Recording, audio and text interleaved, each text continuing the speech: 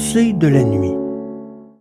Catherine de Hueck écrit dans la préface au psaume d'un pêcheur d'Eddie Dorolty: « C'était un reporter célèbre, mais je ne le savais pas quand il entra dans la boutique qui nous servait de bibliothèque à Harlem. Je découvris qu'il était le reporter le mieux payé d'Amérique. Il faisait partie du personnel de Liberty. Il avait écrit pour Hollywood.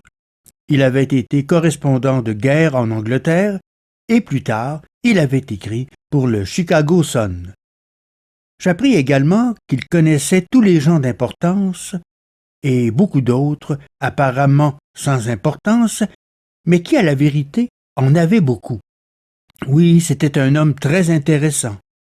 Le jour vint où il me demanda de l'épouser, et bien après avoir dit non pendant 2 ans, le jour vint où je dis oui. Voici une autre page des psaumes d'un pêcheur d'Eddie Dorolty. Père bien-aimé, maître de toute beauté, cette journée d'août est l'une des plus belles que vous nous ayez données.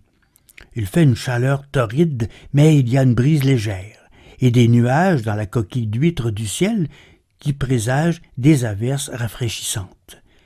Il est rare de voir tant de roses si tard dans l'été. Leur arôme est comme une action de grâce. Dans les jardins, il y a une plus grande variété de couleurs que l'on en trouverait dans les plaies d'un pique-nique écossais. Les dahlias sont à leur avantage et ont suffisamment grandi pour voir passer les gens et la statue de Saint-Joseph dans sa niche. Les capucines sont massées contre les pétunias, de l'or éclatant contre un millier de teintes de pourpre royal, et les soucis tiennent compagnie aux renoncules. Les pensées courent tout autour des bordures du jardin et elles ne regardent pas du tout Saint-Joseph.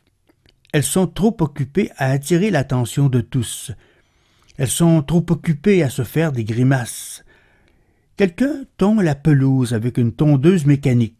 L'odeur propre et douce de l'herbe s'ajoute au parfum du jardin et le bruit du moteur est agréable. Les pommiers sont lourds de fruits. Les pommes seront mûres dans quelques courtes semaines. Elles sont aussi jolies que les fleurs. Quelques autres arbres à l'envi du verger déploient des éclats de couleurs et dans les bois, de grands érables portent des oriflammes oranges et rouges sur leurs lances. Les champignons abondent cette année. On se fatigue à les ramasser et à les porter à la maison. Ils se tiennent hardiment dans les sentiers à l'abri des petits pins, des fougères et de monstrueuses cannes de mûrier. Mais la plus belle chose dans cette partie du monde pour moi, c'est la statue de Notre-Dame des Douleurs qui se tient dans le verger. Il y a quelque chose de symbolique là-dedans peut-être, car bêtement, nous avons changé l'arbre du bien et du mal, l'arbre défendu du jardin de l'Éden, en un pommier aux fruits aigres. Et nous avons blâmé Ève et la pomme pour tous les ennemis que nous avons eu à souffrir. En voyant la statue de Notre-Dame souffrante parmi les arbres, on pense naturellement à Ève et on se demande naturellement ce que fait Marie à cet endroit-là. Il n'est pas difficile, Seigneur, d'imaginer Notre-Dame debout au milieu d'une foule de gens au lieu d'être dans ce verger et de ne pas voir les oiseaux au-dessus d'elle, de ne pas entendre les abeilles bourdonnant autour d'elle. Il n'est pas difficile de l'imaginer debout, près de la croix, non pas comme une statue, mais comme une vraie femme, et d'imaginer la croix non seulement comme un symbole, mais comme les poutres sur lesquelles son Fils a été crucifié. Il n'est pas difficile de penser à Jésus pendant sur la croix, faisant la cour aux hommes, tandis qu'il meurt, faisant la cour aux hommes qui le haïssent. Vous avez mis des mots dans mon esprit, mon Dieu, qui semblent venir du cœur de Notre-Dame.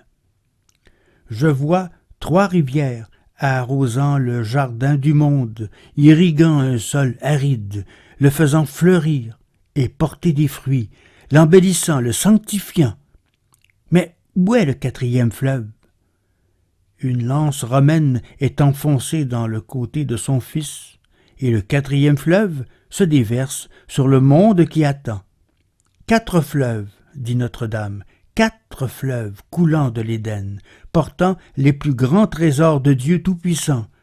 4 fleuves qui amèneront même les marins les plus las au paradis, des fleuves du très précieux sang de Dieu, qu'ils puissent inonder le monde de miséricorde.